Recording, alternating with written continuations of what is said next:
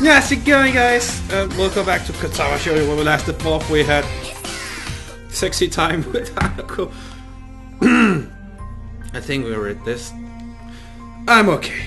Everything's back to normal. I found myself barely able to get the words up between breaths. I don't think sex would tire a normal body out this much, so I have no doubt my condition's at least partially at fault. Why did my body have to do this right now? She said with smiles.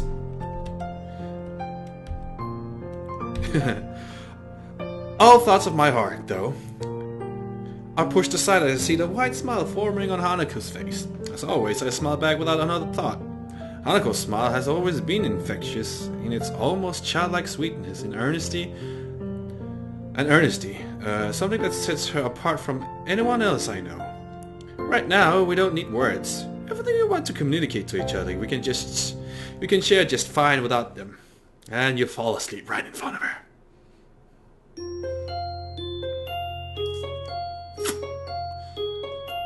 I realize it's been over a year since I started Katawa Shoujo.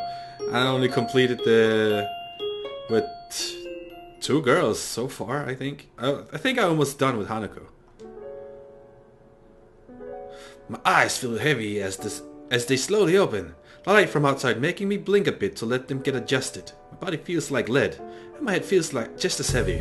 Waking up to an unfamiliar ceiling is an uncomfortable feeling.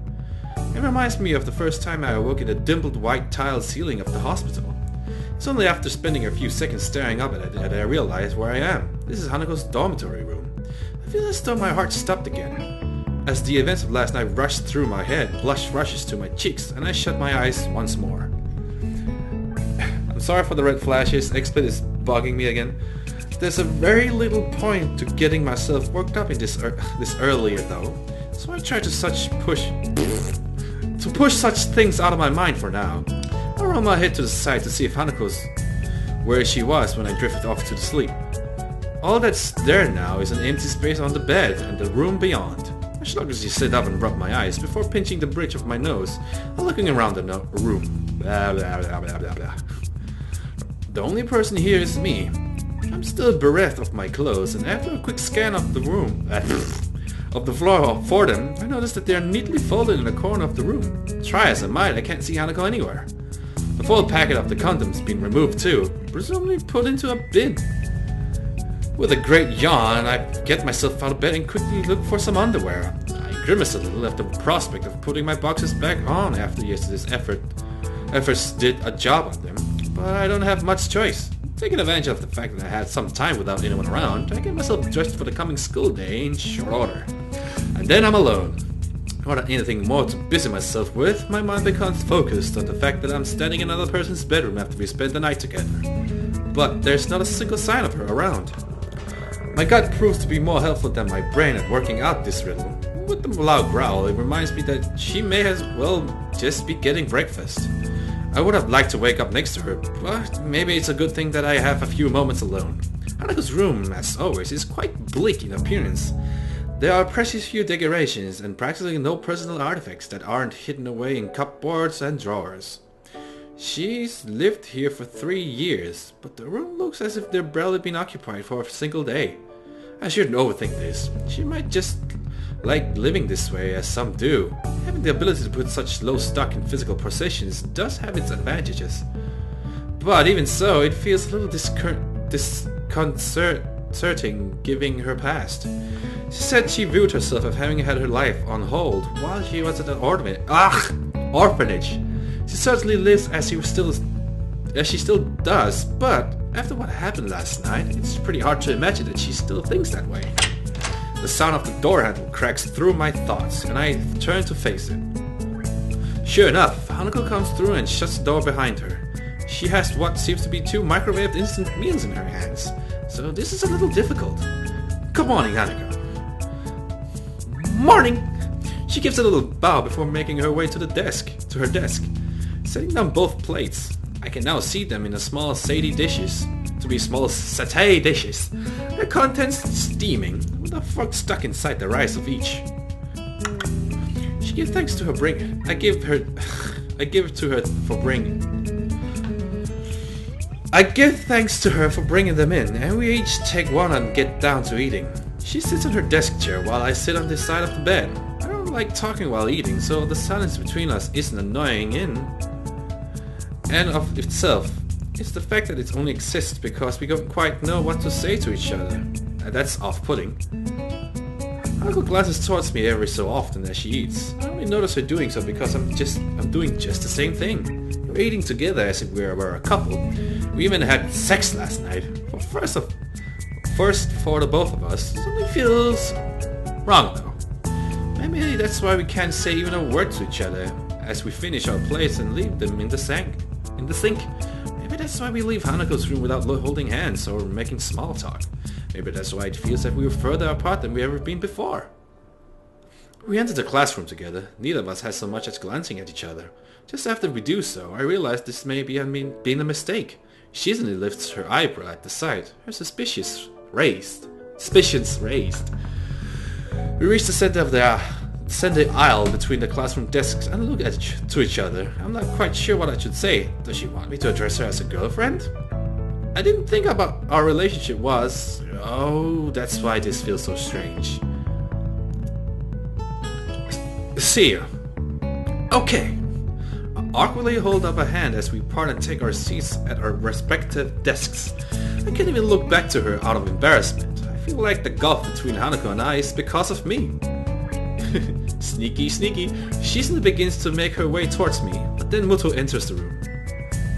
I'm thankful for his arrival being so well timed, drawing Shizuna and her questions away to wait for another time. I wouldn't have been able to answer her anyway. I like Hanako, but I've never told her what my feelings for her are. Hanako never said she saw me as anything beyond a friend either. Yet despite that, we slept together. Huh. The bell to signal the beginning of lunch rings out. Muto is taking a little off guard to his chemistry lecture being cut off mid-sentence, much to his chagrin. For the entirety of the class, his rambling has passed through one ear and out the other as my mind mulls over the question of Hanako. I can't get her out of my mind, and by now I've managed to wind myself up about it.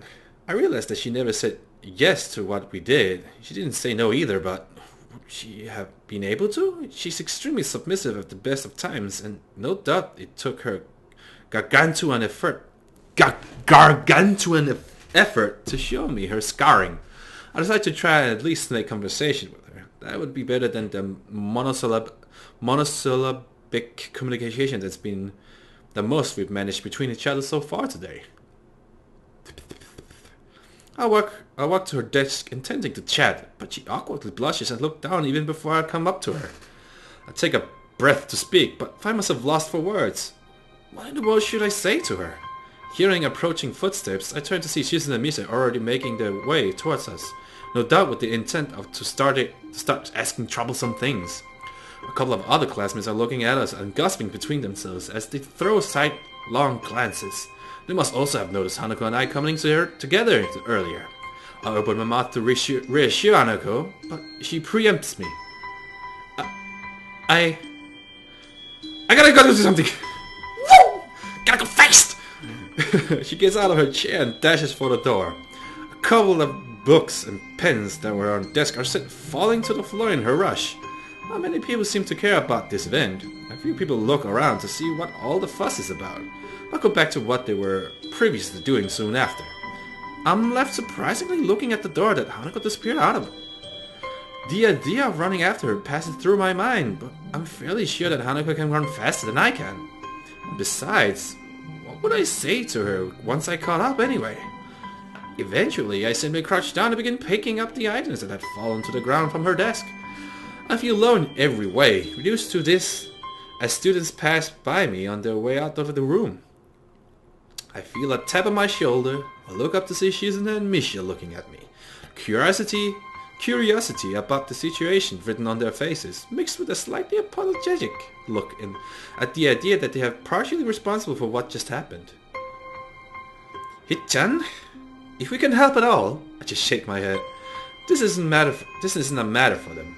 And from Shizuna's expression and the tone of Misha's voice, I think they know the same thing. Shizune acknowledges my response and gives a solemn bow before making her way out of the room. Misha Shun follows her out, obediently following her role as Shizune's shadow. I pick myself up, books and pens in hand, and place them inside Hanako's desk. With the classroom now empty, I end up leaning against her desk and thinking to myself in silence. It feels like there's a complete emotional disconnect between Hanako and I. We haven't known each other for all that long, and despite wanting to start going out with her, I really don't know that much about how Hanako views things. I've been studying as hard as I can for exams, but I still don't feel like I have any real sense of direction behind it. I tried to be a friend to Hanako, even if I couldn't tell her my feelings, and all we've done is to drive each other apart. I couldn't even write a letter back to the one girl who ever loved me, Hanako. What should I do? What can I do? I simply don't know the answer to either of those questions. I do know that nobody else can help me with them. I'm going back to the way things were would be enough to make me happy, but I know that it can never happen. Something changed between us last night. Maybe it changed beforehand, and it just came to a head then. I know that there's a wall that Hanako has between me and her. I've been hitting that wall every time I tried to interact with her on any level. Now I'm beginning to think that I may have my own wall between us just as much as she does. She had to practically drag my past out of me, and mine was much less traumatic than hers. I want to say it's because I haven't had long to adjust since my heart attack, but I know full well that it would just be an excuse. The one time I can recall when it really felt like she was opening up to me of her own accord, when we were playing billiards in the city. I was the one who stopped her from going further. I want to know Hanako better. I want to save our friendship, if not begin a real relationship with her.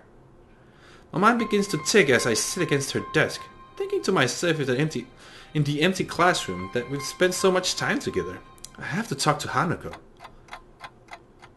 I pace around in the park, feelings of anxiety rolling over me. Every so often I reach into my pocket to take out my phone, but each and every time I hesitate and end up slipping it back in. If this were any normal situation, I wouldn't be cutting classes. Unfortunately, it isn't, and I so find myself in a town below the school at 2 in the afternoon. Ever since I met Hanako, I've been the one to initiate everything between us. The one that started conversations went to her wherever she was, and suggested that we should do. Today, this once, I don't want to be the only one doing that. My hand dives into my pocket once more. This time I quickly navigate to the texting menu before I have a chance to change my mind again. Hanako, if you want to talk, I'll be at the park. Hanako, if you want to talk, I'll be at the park for a while. Finding the last message of that, I thumb my message to Hanako and press the button to send. And now I wait. My part in this has been fulfilled. What needs to happen now is for Hanako to make the decision. It would be meaningless for me to drag her here. She needs to decide for herself whether she wants to meet me. The apple juice from the vending machine tastes awfully bitter as I swallow it down. My grip on the can has caught it to dent slightly in the middle. I shouldn't be this tense, but it's probably inevitable. Hanako is dear to me. What happened to the last couple of days have put a lot of pressure on both of us. The idea of losing all the progress we've made in coming closer to one another and losing our friendship as a whole is deeply unsettling.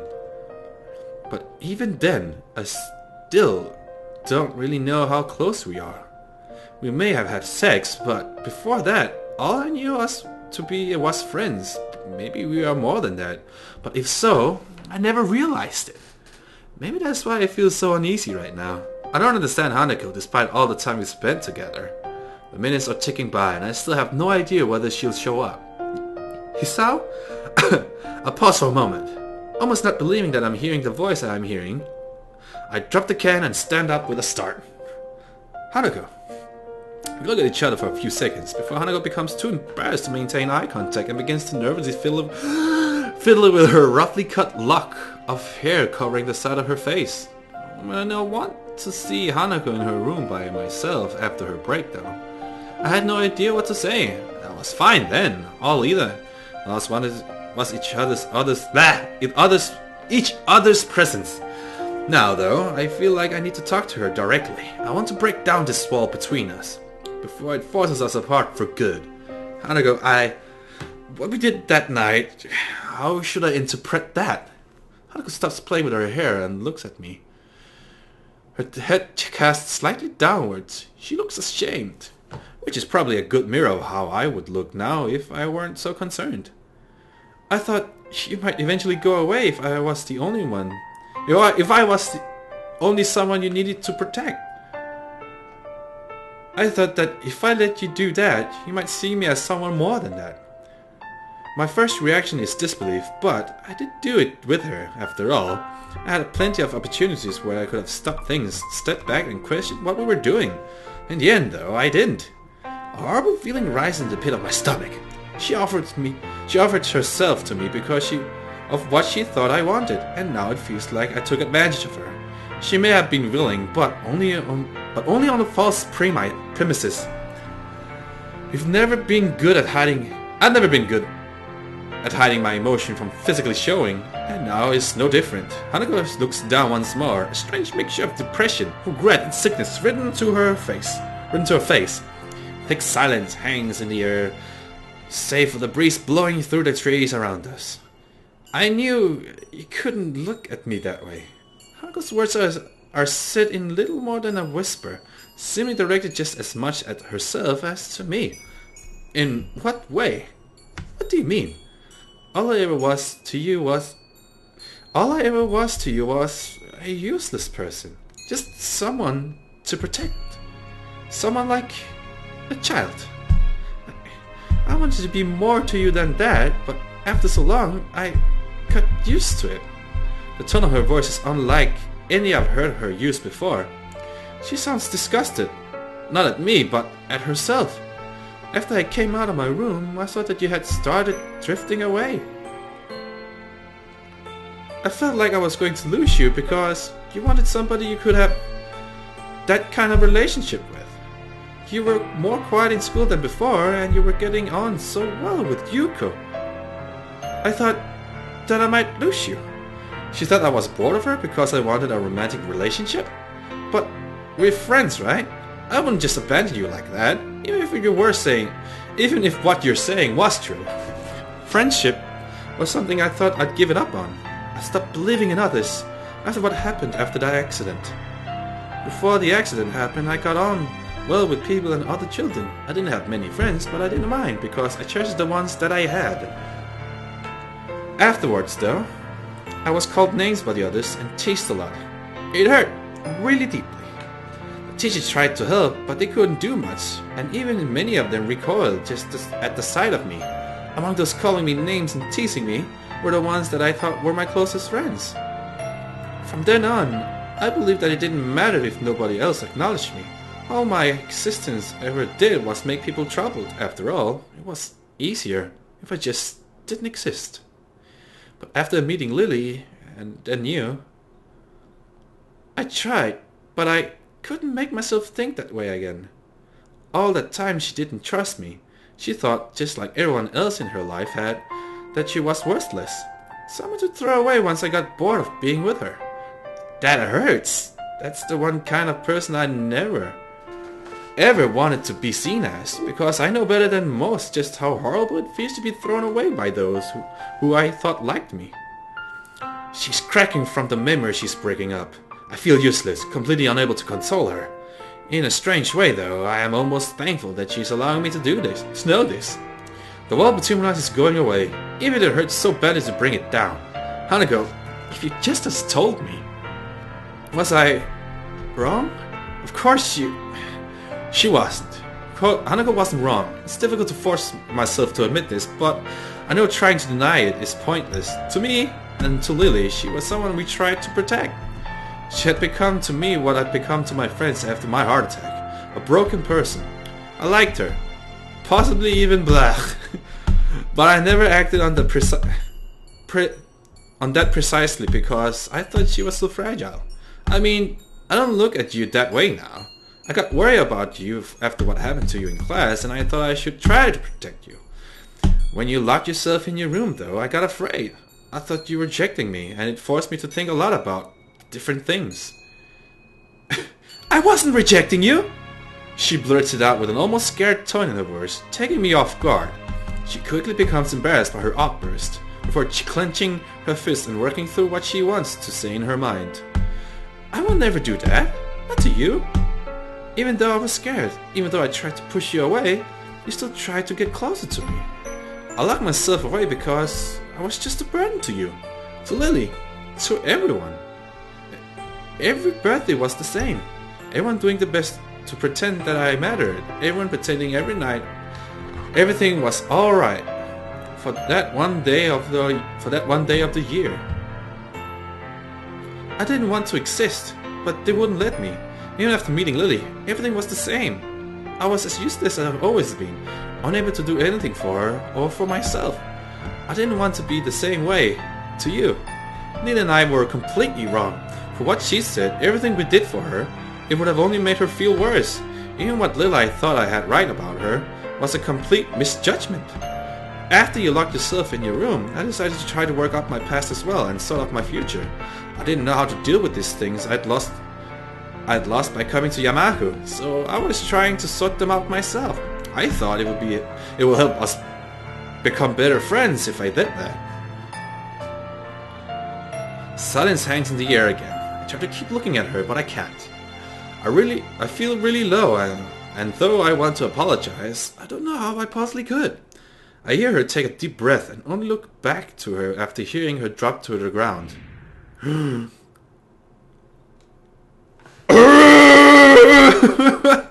That'll have to be the next part. Sorry it has to end this way. But I should have done it earlier. But anyway, I'm gonna leave you guys with... Put on the boat side. Stand still, dude.